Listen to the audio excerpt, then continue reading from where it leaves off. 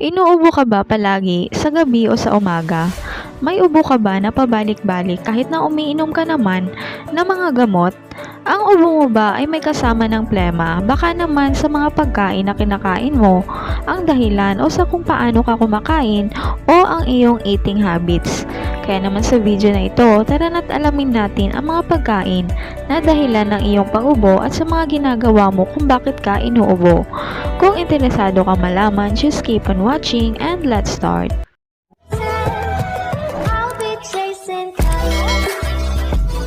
Katatapos mo lang ng masarap na pagkain kasama ang pamilya at pagkatapos ay magsisimula ito, pag-ubo pagkatapos kumain. Ang mahiwagang ubo na ito ay maaaring mangyari paminsan-minsan o ng ilang mga tao ay nagsisimulang umubo pagkatapos ng bawat pagkain. Kadalasan, ang pag-ubo ay sintomas ng isang pinagbabatayan na kondisyon. Ang katawan ay tumutugon sa isang pangangati sa lalamunan. Kaya ang pinakamahusay na paraan upang mapagaan ang ubo ay sa pamamagitan ng pagtugon sa pinagbabatayan ng dahilan o kung ano talagang dahilan ng iyong pag-ubo. Ano ang sanhi ng mga sintomas ng pag-ubo? Narito ang ilang mga bagay na kailangan mong malaman tungkol sa pag-ubo pagkatapos kumain. Ang pag-ubo ay isang reaksyon na nangyayari kapag ang katawan ay nakakaramdam ng mga irritant na kailangang itago sa respiratory system. Halimbawa, kung ang mga particle ng pagkain o plema ay nananatili sa lalamunan, ang katawan ay magsisimulang umubo upang mailabas ang mga hindi gustong bagay na ito sa respiratory tract.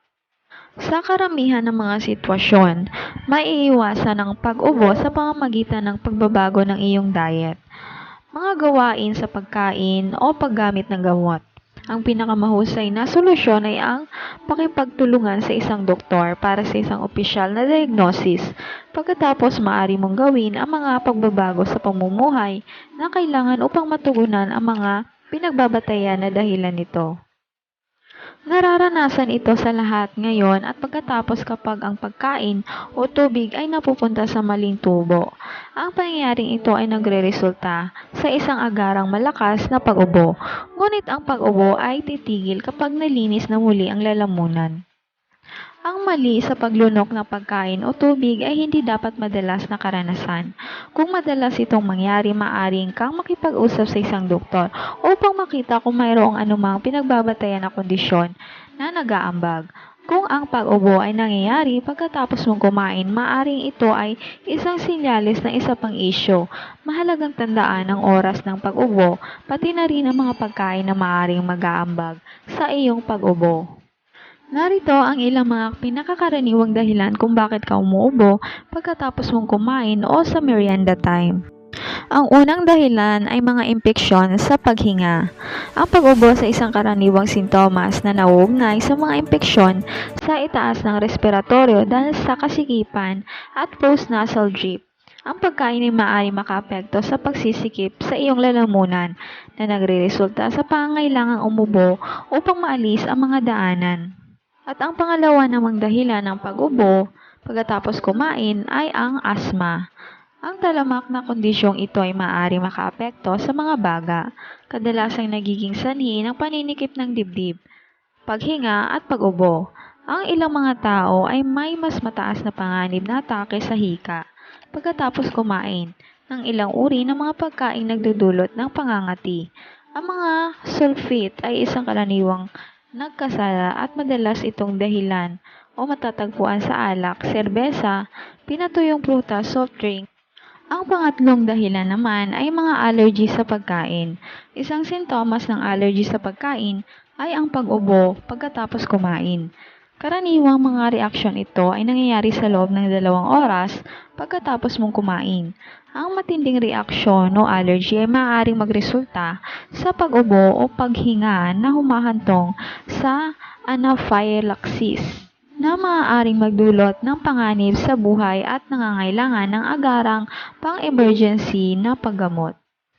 Pang-apat ay ang acid reflux.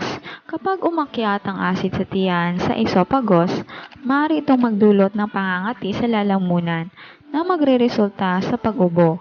Maghanap ng iba pa mga sintomas ng pag-ubo tulad ng mapait na lasa, namamagang lalamunan o heartburn. Ang panglima naman ay ang GERD o GERD, Gastroesophageal Reflux Disease. Ang Gastroesophageal Reflux Disease o GERD ay isang mas matinding uri ng acid reflux. Kapag ikaw ay may talamak na ubo pagkatapos kumain anuman ang uri ng pagkain na iyong kinakain, ito ay maaaring sanhi ng GERD. Ang pang-anim naman ang laryngopharyngeal reflux. Ang kondisyong ito ay madalas na tinutukoy bilang LPR. Ito ang nangyayari kapag ang asid sa tiyan ay gumagalaw ng mataas upang maapektuhan ang ilong at ang larynx. Ito ay silent reflux na nangangahulugang maaring namamaos ka o kailangan mong i-clear ang iyong lalamunan, ngunit wala kang iba pang mga sintomas ng acid reflux. At ang pangpito naman ay ang dysphagia. Karaniwan ang dysphagia ay konektado sa iba pang mga kondisyon na nakakaapekto sa function ng paglunok. Ang katawan ay nangangailangan ng higit na pagsisikap at oras upang ilipat ang pagkain mula sa bibig patungo sa tiyan na nagpapahirap sa paglunok. Bilang resulta, maaari kang makaranas ng pagbuga o pag-ubo kapag lumulunok. Kung ang pag-ubo ay madalas na nangyayari pagkatapos kumain, maaari mong subukan ang pagbabago sa pagkain upang mabawasan ang mga sintomas. Isaalang-alang ang mga pagbabagong ito sa iyong diet. Narito ang ilang mga uri ng pagkain na maaaring maging sanhi ng plema pagkatapos kumain, katulad ng produkto ng paggawaan ng gatas. Ang ilang tao ay may mga sensitivity sa keso, gatas, at mga cream. Maaaring patasin ng katawan ang produksyon ng plema na nagpapataas ng posibilidad na pag-ubo pagkatapos kumain. Ang pag-iwas sa mga sangkap na paggawaan ng gatas ay maaaring makatulong sa pamamahala ng pag-ubo. Hindi mahalaga kung ito ay nangyari dahil mayroon kang bronchitis, isang impeksyon sa viral na nakukuha mo mula sa isang kasamahan o dahil sa lumabas ka na basa ang iyong buhok sa malamig na araw. At kapag nilalamig ka na, malamang na mag-imbak ka ng mga sopas, decongestant at iba pa upang harapin ang mga sintomas. Ngunit paano ang mga bagay na hindi mo dapat gawin? Ang mga iyon ay masyadong malaga dahil ang ilang mga bagay ng iyong kinakain o iniinom ay maaring magpalala sa iyong kondisyon. At halimbawa, maaari mong ipagpalagay na ang pagkuha ng mga over-the-counter na antibiotic upang gamutin ang iyong sipon ay isang magandang ideya, ngunit nagkakamali ka. Ayon sa mga Cochrane Database of Systematic Reviews, ang karaniwang sipon at mga impeksyon sa upper respiratory tract tulad ng bronchitis ay sanhi ng mga virus at ang mga antibiotic na gumagana lamang laban sa mga bacterial infection ay hindi epektibo sa pagpapagaling ng mga ito. Narito ang pagkain na dapat mong iwasan upang mapigil ang iyong pag-ubo. Una ay ang asukal. Maaari kang maghangad ng matamis na tsaa o isang bagay na matamis kapag nilalamig ka. Ano ang gagawin mo nang walang kaginhawaan kapag ikaw ay may sakit? Ngunit ang pagkonsumo ng asukal ay isang siguradong paraan na nagpapalala ng iyong ubo. Dahil ayon sa isang pag-aaral na inilathala sa Frontiers in Immunology noong 2017, ang pagtaas ng paggamit ng asukal ay maaaring sugpuin ang immune system, lalo na kapag nilalabanan ang mga impeksyon sa viral. Nalalapat din ito sa karaniwang sipon kaya siguraduhing lumayo ka sa mga dessert o matatamis na pagkain upang gumaling ang iyong ubo at sipon. Pangalawa naman ay alak o ang mga inuming nakakalasing. Ang isang triple rum na may pulot at tubig ay magpapaginhawa lamang sa iyong masikip na dibdib, tama ba? O mali, ang pag-inom ng alak ayon sa isang pag-aaral ng Journal Alcohol noong 2007 ay nauugnay sa pagtaas ng pamamaga ng baga at bronchial. Pinipigilan din ng alkohol ang mga puting selula ng dugo sa iyong dugo na kailangan mong labanan ang sipon. Higit pa rito, ang alkohol ay nagpapadehydrate sa iyo at ang pinakakailangan mo kapag ikaw ay may sipon ay ang pagtaas na paggamit ng mga tubig o liquids. Dahil sa katunayan, ang paggamit ng mga antibiotic upang gamutin ang karaniwang sipon ay maaaring magkaroon ng masamang epekto at gayon din ang mga sumusunod na pagkain na dapat mong iwasan kung gusto mong gumaling ang ubo at sipon. At ang pangatlo ay ang mga inuming caffeinated. Gaya ng mga nabanggit kanina, ang iyong katawan ay nangangailangan ng mas maraming tubig upang mapanatili kang hydrated kapag ikaw ay may sipon at tubo. Ang kape at tsaa ay inuming may caffeine ay nagsisilbing diuretics, ibig sabihin, pinapataas nila ang pagpapaalis ng tubig at alisin mula sa iyong katawan. At ang pang-apat ay ang gatas. Maaring sinabihan kang umiwas sa mga gatas at mga produkto na paggawaan ng gatas kapag mayroon kang sipon dahil ang mga produktong ito ay lumilikha ng mga maraming plema at maliwanag na nagpapalala ito ng mga bagay o ng sakit, gayon din ang sipon at tubo.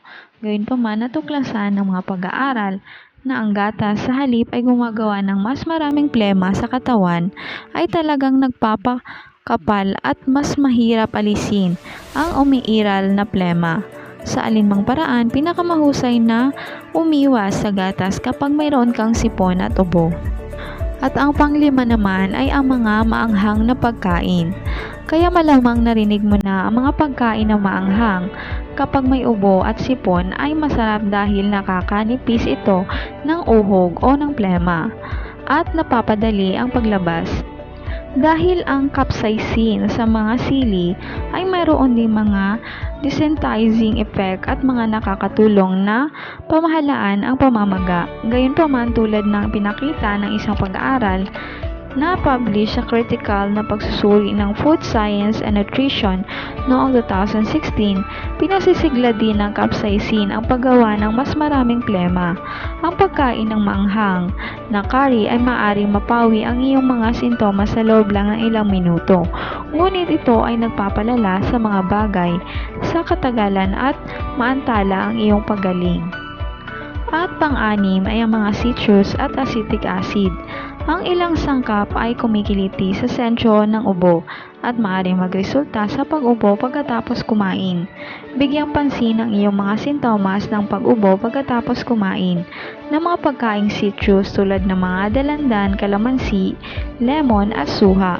Ang acetic acid kadalasang matatagpuan sa mga adobo na gulay at suka ay maaaring magdulot ng katulad ng mga resulta ng pag-ubo ng pag-ubo.